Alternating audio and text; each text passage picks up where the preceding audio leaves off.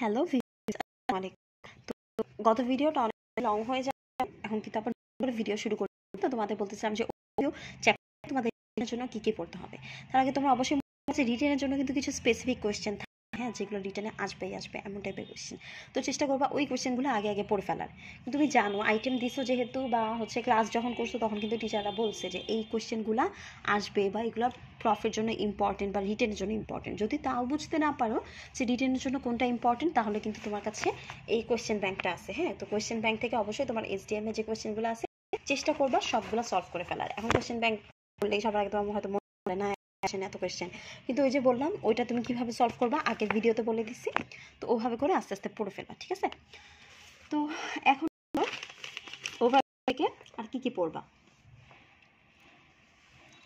তো ওভারভিউ থেকে তোমাদের দেখলাম যে গত ভিডিওতে যে এখানে কিন্তু অবশ্যই যে বায়োকম্প্যাটিবল এটা পড়তে হবে, আর বায়োকম্প্যাটিবল, হ্যাঁ বায়োকম্প্যাটিবল এই কোশ্চেনটা, হ্যাঁ কোশ্চেন যে ডিফাইন কম্প্যাটিবল ম্যাটেরিয়াল, আর আরেকটা আছে যে what are biological requirements of a dental material, ঠিক আছে? অবশ্যই পড়তে।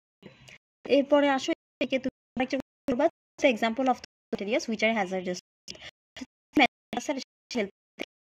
এগুলো কিন্তু প্রাইভেট থাকে, এগুলো তুমি পড়বা নাই, তুমি মনে রাখবা। মনে রাখবে যে ইরিটেশন কে করে, তো মনে রাখবে ডেন্টাল কেন ইরিটেশন করবে, কারণ ডেন্টালগুলো হচ্ছে আর পাল্পটা কিন্তু খুবই সেনসিটিভ, তো ওটা যেহেতু সেনসিটিভ হবে তাহলে অবশ্যই কিন্তু আমাদের পাল্পকে ইরিটেট করবে। যেমন তুমি নিজেই চিন্তা করো, তুমি যদি তোমার চামড়ার মধ্যে বা তোমার স্কিন কোনো ধরনের অ্যাসিড বা অ্যাসিড ধরো, ওটাতে তোমার ইরিটেশন অবশ্যই করবে। তেমনি আমাদের ডেন্টাল সিমেন্ট যদি আমরা ডিরেক্টলি মুখের মধ্যে তখনও কিন্তু গিয়ে ইরিটেট করবে। তারপর আসলে রেসিডুয়াল কিন্তু যে পলিমারের মধ্যে রেসিডুয়াল মনোমারের জন্য এটা করে। তারপর হচ্ছে ফসফরিক অ্যাসিড বা অ্যালজিনেট, অ্যালজিনেট তো তোমরা অনেক নাম শুনছো হয়তো, বাট এখনো করো নাই, তো সামনে করবা। অ্যালজিনেট, তারপর ডেন্টাল পোর্সেলিন, নিকেল, এগুলোতে কি কি সমস্যা আছে জাস্ট এক লাইন করে পড়ে যাবা, ঠিক আছে? আর চেষ্টা করবা ফাঁকা ফাঁকা করে লিখতে, সুন্দর করে লিখতে। তারপর পড়তে পারো যে মাইক্রো লিকেজটা কি। মাইক্রো লিকেজ যখন তুমি একবার কোনো টুথ ক্যাভিটিতে রেস্টোরেটিভ ম্যাটেরিয়াল দিয়ে দিছো, হ্যাঁ, কিন্তু রেস্টোরেটিভ ম্যাটেরিয়াল দেওয়ার পরে যদি ওখানে কোনো ফাঁকা থেকে যায়, হ্যাঁ, ওই যে ওই ফাঁকাটাকেই আমরা বলতেছি মাইক্রো লিকেজ। মানে ওখানে যে ফাঁকা জায়গাটা আছে ওখানেই দেখা যাবে যে বিভিন্ন ধরনের ফুড ডেব্রিস, আচ্ছা ফুড ডেব্রিস কি একজন আমাকে জিজ্ঞেস করছিল, ফুড ডেব্রিস মানে ধরো খাদ্য কণা, হ্যাঁ, খাদ্যের ছোট ছোট কণা, তারপর ধরো আরও অনেক জীবাণু থাকে না আমাদের মুখের মধ্যে জীবাণু, ওরা সবাই না ওই ডেব্রিসে মানে ওই যে লিকেজটা ওই লিকেজের মধ্যে যায়। তো এই যে ইন্টারফেশিয়াল স্পেসটা ওখানে গিয়ে যে ওরা জমা হয়, এই জায়গাটাকে আমরা বলতেছি মাইক্রো লিকেজ। এখন কথা হচ্ছে এই যে মাইক্রো লিকেজ যে হইলো, মাইক্রো লিকেজ হইলে এটার এফেক্ট কি, মাইক্রো লিকেজ হলে কি হবে? তো এটার এফেক্ট হবে অবশ্যই আমাদের এখানে সেকেন্ডারি ক্যারিজ ডেভেলপ করবে। সেকেন্ডারি ক্যারিজ কেন বলতেছি, কারণ প্রথমে কিন্তু একবার ওখানে ক্যারিজ হয়েছিল, ক্যারিজ হওয়ার ফলে কিন্তু তুমি রেস্টোরেটিভ ম্যাটেরিয়ালটা দাঁতের মধ্যে দিছিলা, তারপরে যখন আবার তোমার ক্যারিজ হবে তখন তুমি তাকে বলতেছো সেকেন্ডারি ক্যারিজ, হ্যাঁ। আর সেকেন্ডারি ক্যারিজ হলে তখন কি হয়, টুথটা ডিসকালারেশন হয়ে যায়, অর্থাৎ দাঁতের যে কালারটা ছিল সেটা ওরকম থাকে না, একদম ডিসকালার হয়ে যায় দাঁতটা। তো মোটামুটি এগুলোই এখান থেকে পড়বা। তারপরে এখান থেকে পড়তে পারো যে ফিজিক্যাল ফ্যাক্টর কী কী আছে যেগুলো পাল্প হেলথকে, হ্যাঁ, যেগুলো পাল্প হেলথকে এফেক্ট করবে। ওই এখানেও দুই রকমের, যে একটা হচ্ছে সেকেন্ডারি ক্যারিজ আর হচ্ছে সেন্সিটিভিটি। তারপরে আসো এখানে আসলে আর রিটেনের মতো পড়ার মতো তেমন কিছু নাই, বাট চেষ্টা করবো আইটেমে যেগুলো বেশি বেশি করে ধরছে ওগুলো কিন্তু অবশ্যই তোমার পড়ে যেতে হবে পরীক্ষায়, ঠিক আছে? আর সবসময় বুঝে বুঝে পড়বা। আর বললাম তো যে যেটা বুঝবা না সেটা অবশ্যই আমাকে কমেন্ট করে জানাবা, আমি কিন্তু ওই টপিকের উপর ভিডিও বা ওই কোয়েশ্চেনের উপর ভিডিও তোমাদেরকে দিয়ে দিব। আচ্ছা, তারপর হচ্ছে প্রপার্টিস অফ সেট মেটেরিয়াল, এখানেও আসলে পড়ার মতো কিছু নাই। এখন আসো যে structure of matter, principal of addition. অ্যাডিশনের মধ্যে কি আসতে পারে?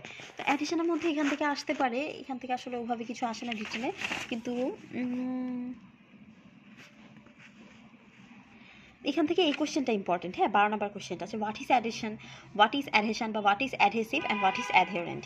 তো এই তিনটা কি তোমার অবশ্যই জানতে হবে, ঠিক আছে? এখন মনে করো অ্যাডহেশনটা কি। অ্যাডহেশন মানে তুমি জানো যে একটা ম্যাটেরিয়ালের সাথে যখন তুমি অন্য একটা ম্যাটেরিয়ালকে লাগাবো, যেমন তোমরা ইমপ্রেশন কম্পাউন্ডের প্র্যাকটিক্যালটা করছো না, যে এখানে আমরা একটা ট্রে নিই, ট্রে নিয়ে কিন্তু উপরে আমরা ইমপ্রেশন কম্পাউন্ডটা দিই, তাই না? তো ট্রে নিয়ে যে আমরা ইমপ্রেশন কম্পাউন্ড দিতেছি এটা হচ্ছে এক ধরনের অ্যাডহেশন, কারণ এখানে লাইক মলিকিউল, যেমন ইমপ্রেশন কম্পাউন্ড এক ধরনের মলিকিউল আর ট্রেটা আরেক ধরনের মলিকিউল। তো এখানে দুইটা আনলাইক মলিকিউল যখন একসাথে ফোর্স অফ অ্যাট্রাকশন দিয়ে তারা একসাথে লেগে আছে, এটাই হচ্ছে আমাদের অ্যাডহেশন। তাহলে অ্যাডহেসিভটা কি হবে? অ্যাডহেসিভটা হবে যেই ম্যাটেরিয়ালের জন্য এটা লাগতেছে, যেমন ধরো ইমপ্রেশন কম্পাউন্ডটা, এটা একটা অ্যাডহেসিভ ম্যাটেরিয়াল, তাই না? তাহলে এটাকে আমরা বলতেছি অ্যাডহেসিভ, কারণ এটা একটা আঠালো ম্যাটেরিয়াল, মানে এটা আছে বলেই কিন্তু এটা লেগে যাচ্ছে একদম ট্রের সাথে, এটা হচ্ছে অ্যাডহেসিভ। তারপর কি বলছে যে অ্যাডহেরেন্ট কাকে বলে? অ্যাডহেরেন্ট হচ্ছে which it is applied is called adherent, মানে তুমি যেমন ইমপ্রেশন কম্পাউন্ডটাকে ওই ট্রেটার মধ্যে দিতেছো, যেটার সাথে ও লাগতেছে সেটা হচ্ছে অ্যাডহেরেন্ট, তাহলে আমরা বলতে পারি যে ওই ট্রেটা হচ্ছে অ্যাডহেরেন্ট। হ্যাঁ, আর হচ্ছে অ্যাডহেসিভ কোনটা? ইমপ্রেশন কম্পাউন্ডটা। আর দুইজন যে একসাথে জোড়া লাগতেছে এই প্রসেসটা হচ্ছে আমাদের অ্যাডহেশন। তাছাড়াও এই চ্যাপ্টার থেকে কিন্তু ভাইবার জন্য আরেকটা কোশ্চেন তোমাদের জানতে হবে যে ক্রিস্টালাইন ম্যাটেরিয়াল কি আর নন ক্রিস্টালাইন ম্যাটেরিয়াল কি, আর দুইটার মধ্যে পার্থক্য। ঠিক আছে, অবশ্যই এটা লাগবে।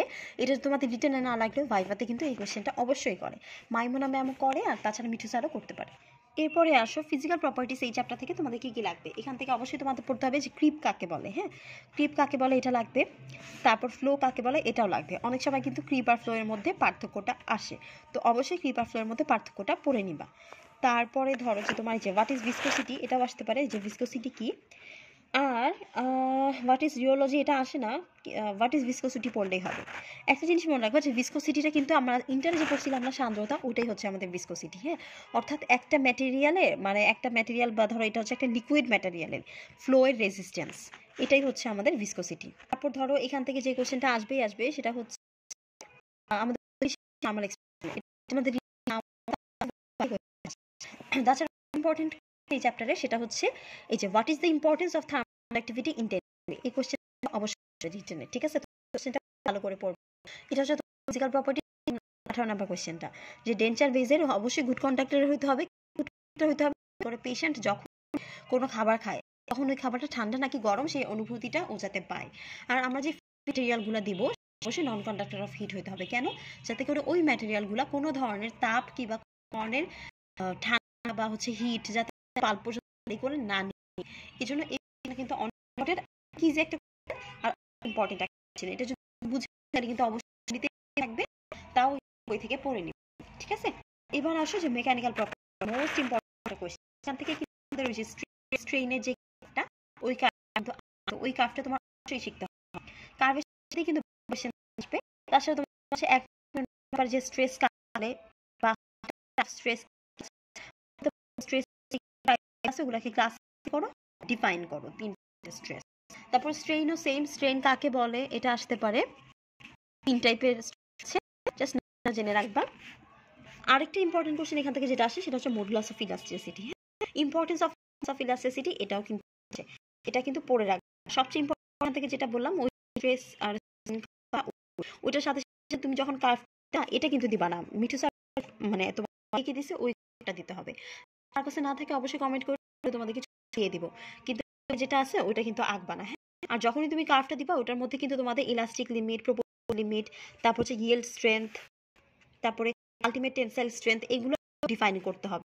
ডিফাইন বলতে আগে কার্ভটা আঁকলাম, তারপরে হচ্ছে এক লাইন করে ওদের ডেফিনেশনটা দিয়ে গেলেই হবে। আরেকটা ইম্পর্টেন্ট কোশ্চেন এখান থেকে আসে যে শিয়ার স্ট্রেস কাকে বলে। হ্যাঁ, তো এই ভিডিও বলে দেবে চ্যাপ্টার